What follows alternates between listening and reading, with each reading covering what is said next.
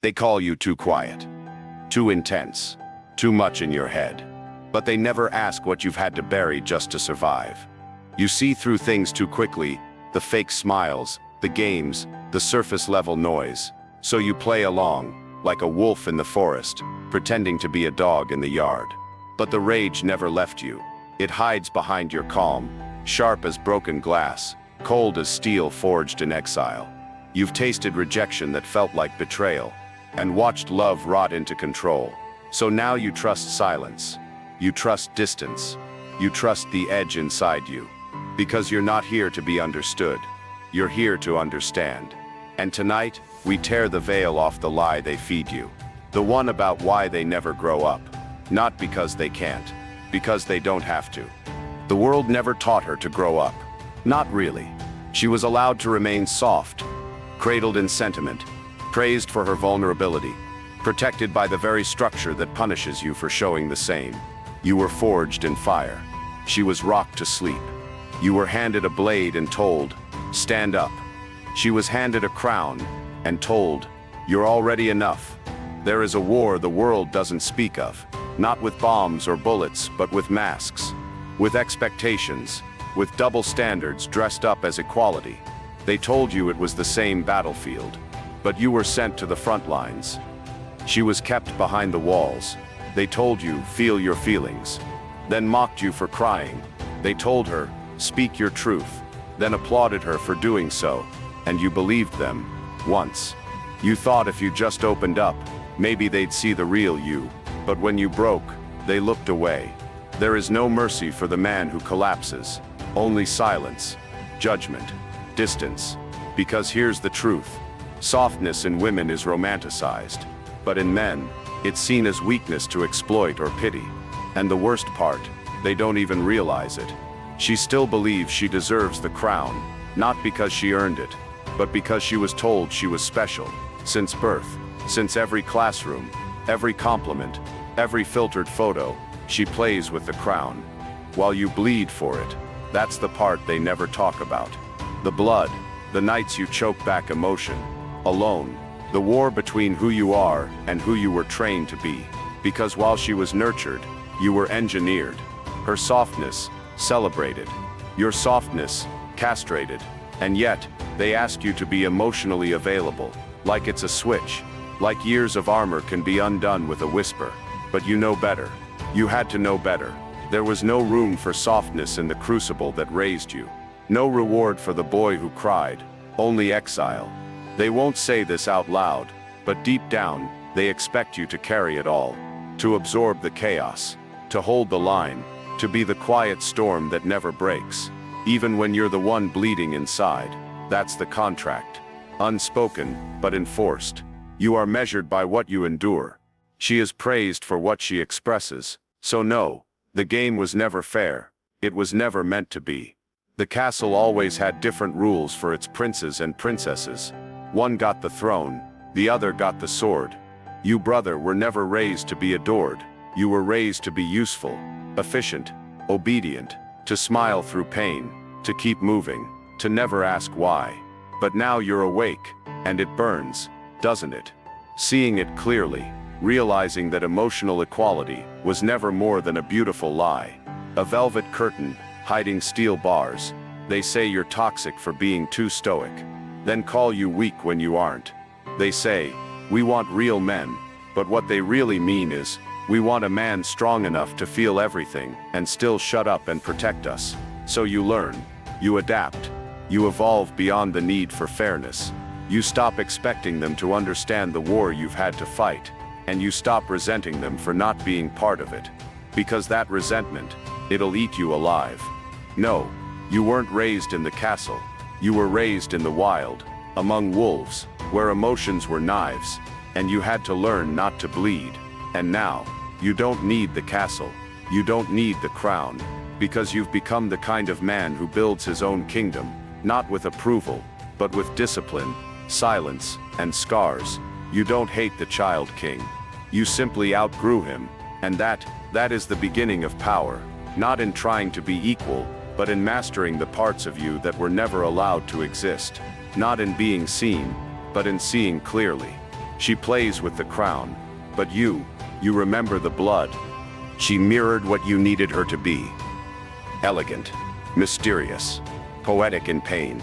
You mistook imitation for intimacy. And she played her role well.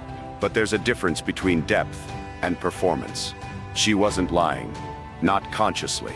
She just gave you the version of herself that you were hungry for. You were chasing substance. She learned how to wear it like perfume. You wanted a storm, something wild and alive. So she scattered her emotions like lightning and called it power. But storms don't apologize. They don't beg to be understood. They are what they are. Raw, relentless, real. Her version, it was choreography.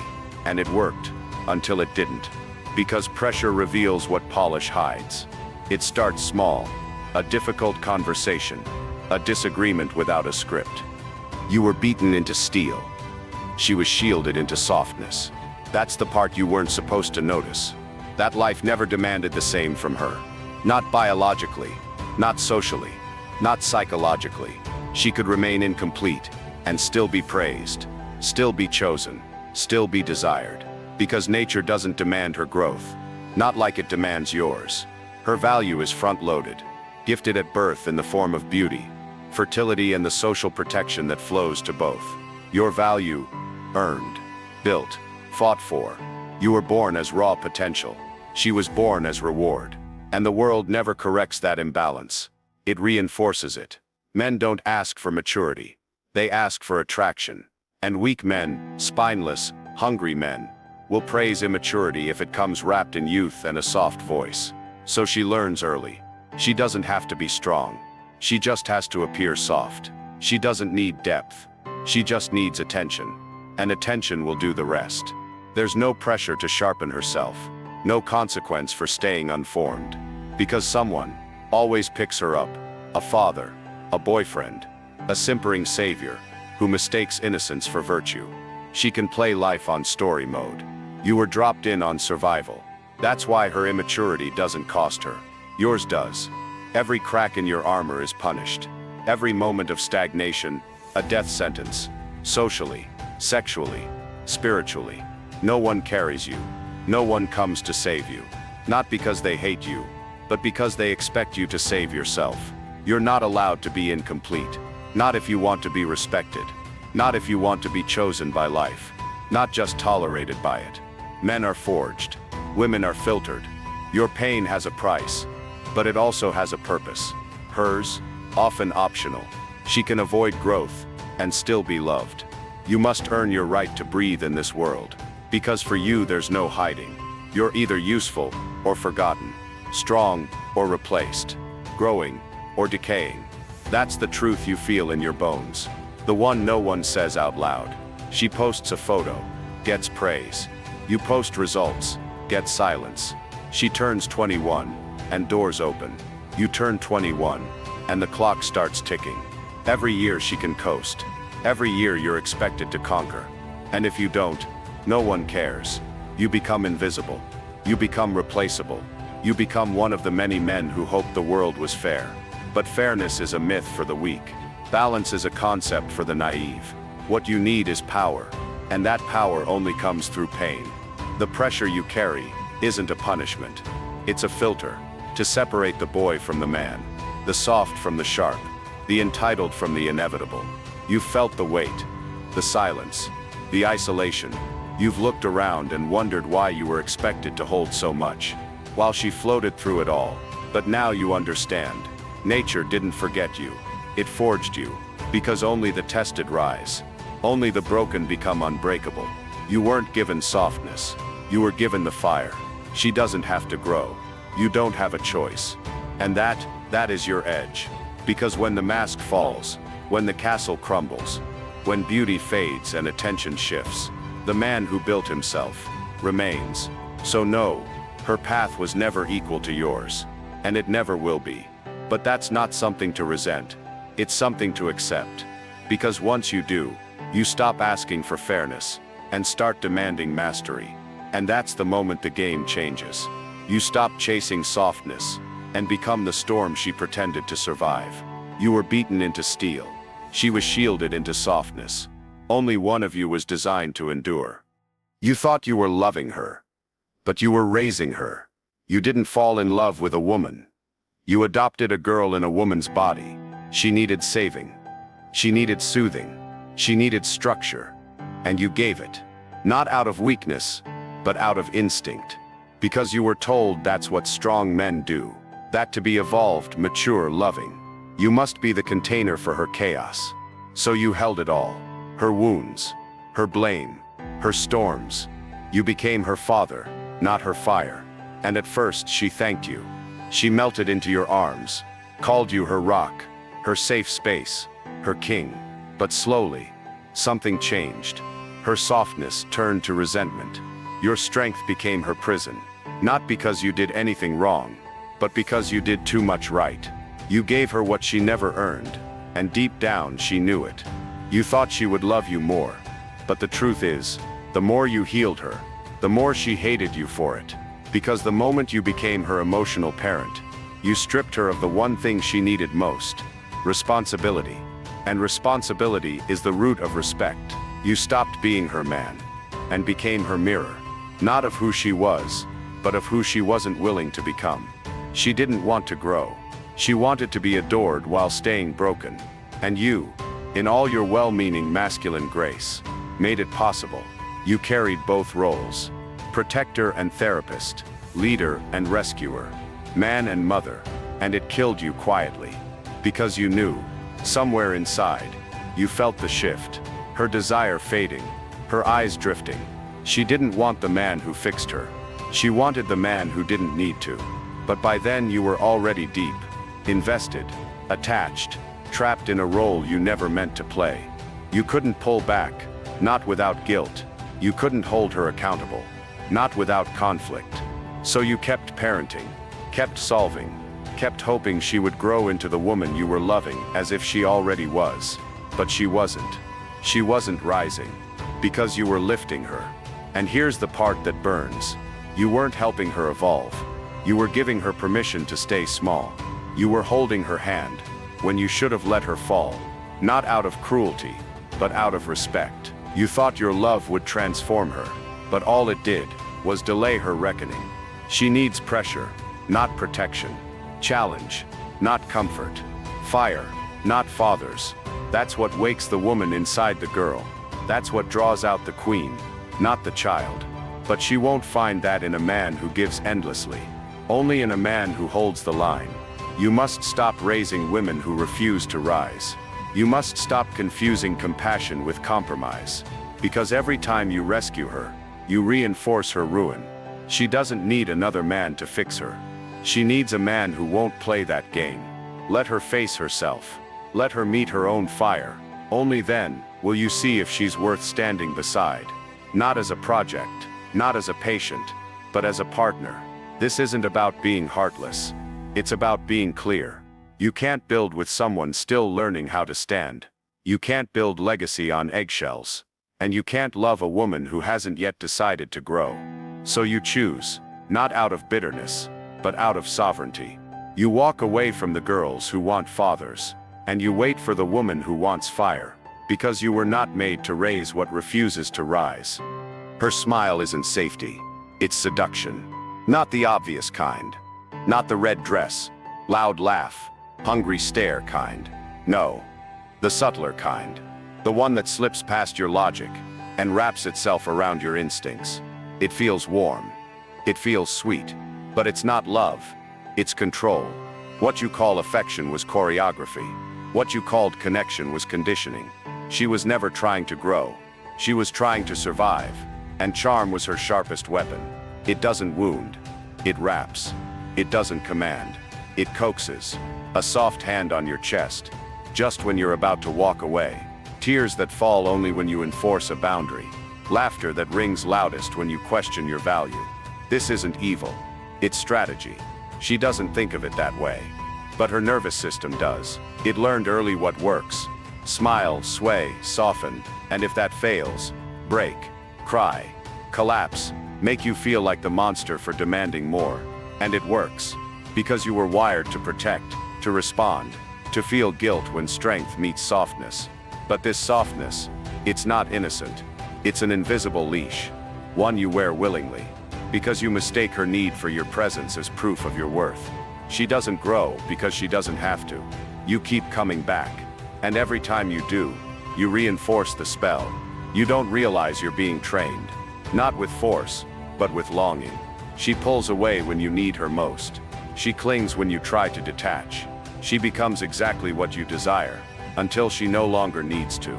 Then she shifts, withdraws, reshapes, and you're left wondering what changed. But nothing changed. You just started seeing it. The charm that once felt like intimacy, now feels like manipulation and silk. Because charm isn't connection, it's camouflage. It hides her immaturity. It hides her fear. It hides the part of her that refuses to evolve, and uses your empathy as her escape plan. You wanted a partner. She wanted protection. You offered strength. She offered softness. And when that wasn't enough, she offered woundedness. And that's the trap. Because now you feel responsible.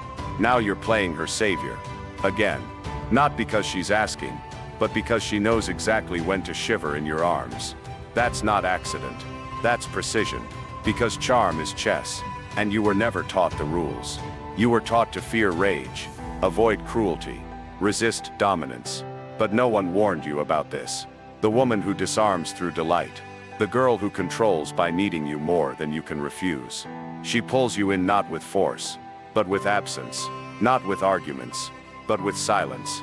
She lets you feel like the hero, right before she makes you doubt yourself. You stop leading. You start negotiating. You give an inch. She smiles. You give a mile. She weeps. It all looks like love, but it feels like surrender. And now, maybe, you're waking up. Not in anger, but in awareness. Because the game doesn't end when she says she loves you. It ends when you realize that love isn't supposed to feel like walking through fog with weights on your chest. She never had to become better, because she knew how to make you feel worse for asking. And the cruelest part, she might actually believe she's the victim. But her charm, that was always the throne she sat on. It wasn't love. It wasn't intimacy. It wasn't partnership. It was soft control. And the second you stop needing her smile to feel like a man, you win. Not by defeating her, but by no longer playing the game. You can't ask her to climb a mountain she doesn't believe exists. You tried, with patience, with presence, with every ounce of earned masculinity you could offer. But every time you pointed to the peak, she smiled and looked away. Because maturity begins where comfort ends. And she was never forced to leave comfort. You were, dragged from boyhood by silence, failure, betrayal, left alone in the cave with your own reflection. And it either broke you or built you. That's the trial. That's the gate. Maturity isn't a mood. It's a scar. But scars don't form on those who've never bled. And most never do. Because bleeding means facing the blade. Of truth, of loss, of loneliness. And she was never handed that sword. You were. Asked to carry weight before you even knew your own name. To lead before you learned to walk. Other to endure what no one would rescue you from. And through that, you changed. Not overnight, not all at once, but with every heartbreak, every confrontation, every cold morning where you stood up, alone. That's what built you. Not books, not coaches, not podcasts, but pain. Unforgiving, necessary, evolutionary pain. And once you see that, once you become that, you start to look around and realize how rare it is. How many hide from growth. How many shield themselves with pleasure, validation, distraction. And how society not only allows this, it rewards it, especially in women. She doesn't have to evolve. She can stay soft, shielded, celebrated. Her beauty buys her time. Her vulnerability buys her protection. And when she breaks, someone is always there to catch pieces. You were expected to glue yourself back together, in silence, without complaint. So when you meet her, and you bring the weight of who you've become, the solitude, the self-awareness, the steel, you expect her to meet you there. In the shadows, in the silence, in the cold. But she can't. Not because she's incapable, but because she's never had to. You descend into the dark, to find answers. She avoids the dark, to preserve illusion. And when you finally confront her with truth, with challenge, with reflection, she runs, she cries, she deflects, because her fear of pain is not your burden to fix. You are not her therapist, you are not her father, you are not her savior. You are a man who has walked through fire, and fire doesn't beg. It burns away what isn't real. So stop waiting, stop hoping, stop holding space for someone who has no intention of stepping into it. You don't owe her understanding, you owe yourself peace. There is no reward for carrying the emotionally unfinished, only fatigue, only stagnation, only the slow erosion of your edge. Let her be soft, let her be shielded, let her live her story, but don't make it yours. Because maturity doesn't come from love, it comes from loss. And some will never risk that. They'll live their whole lives performing safety, avoiding every mirror, every mountain, every moment that demands more. That's not your path. Yours is steeper, colder, quieter, but at the summit, you stand alone, clear, untouched by delusion. And from that height, you stop asking others to climb. You simply become the man who lives there, because the mountain was never a metaphor. It was you. They never saw you. Not really. Not the weight you carried. Not the battles you fought in silence. Not the cold mornings you rose without applause. Not the fire you swallowed just to keep everyone else warm. You were born into exile. Not by accident, but by design. Every ignored message, every false smile, every moment you were overlooked, was the beginning of something sacred. They call it rejection, but they don't understand the ritual. Exile isn't a curse, it's an initiation. The wolves that howl loudest never lived in the village. They were driven to the woods, stripped of comfort, and left with nothing but their instincts and their silence. That's how men are forged. Not through affirmation, but through absence. You waited for them to see your worth, to choose you, to validate the depth you knew was there. But they couldn't, because they were never meant to. You weren't made for the crowd. You were made in the shadows. The village raised them with comfort. You were raised with consequence.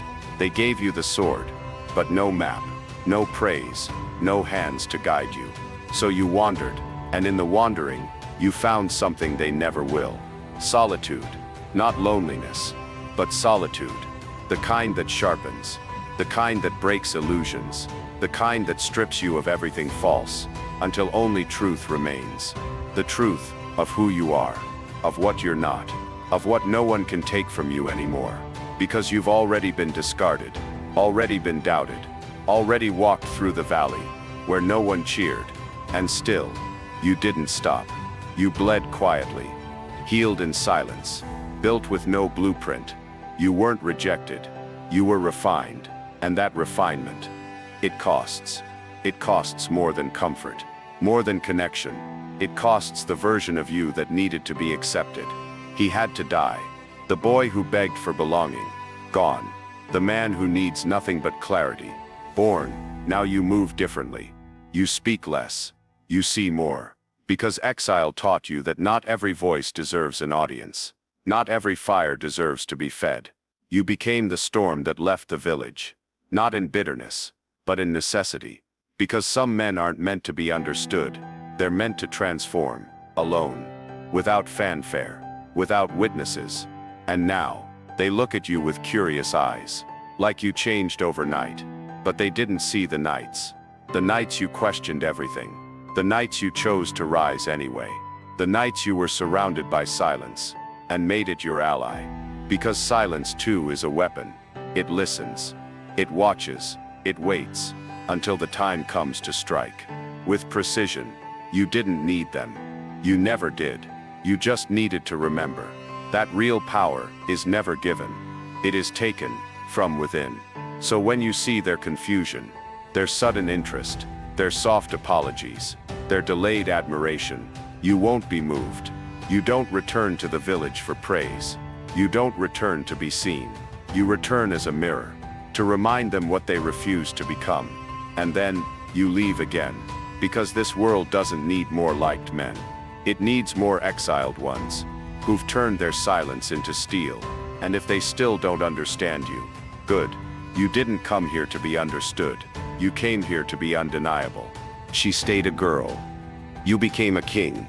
Not because they crowned you, not because they praised you, but because you chose to rise. When no one handed you anything but pain, there's a silence that lives in men like you. Not weakness, but weight.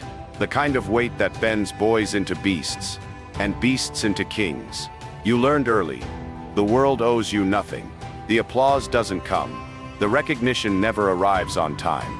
And the ones you protected, they often forget your name. So you stop waiting. You stop asking. You stop performing. And you start building. From the ground.